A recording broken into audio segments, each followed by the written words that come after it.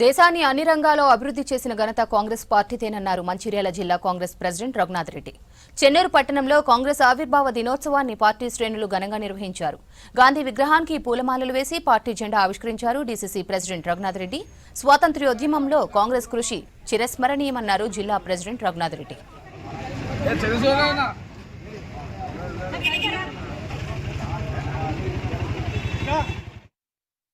భారతదేశం గర్వించేటటువంటి రోజు.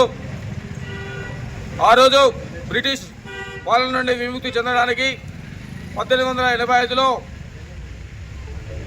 భారతదేశ స్వతంత్ర కోసం పోరాట సందర్భంగా ఆనాడు ఉన్నటువంటి జాతీయ నేతలు, స్వాతంత్ర సమయంలో ఎందరో కలిసి ఈ కాంగ్రెస్ పార్టీని ఆవిర్భించడం జరిగింది. దానిలో భాగంగా ఈరోజు 141వ కాంగ్రెస్ పార్టీ ఆవిర్భావ దినోత్సవాన్ని స్థానిక చెన్నూరు నియోజకవర్గం చెన్నూరు పట్టణంలో కాంగ్రెస్ పార్టీ నాయకుల సమక్షంలో నిర్వహించుకుంటున్నాం.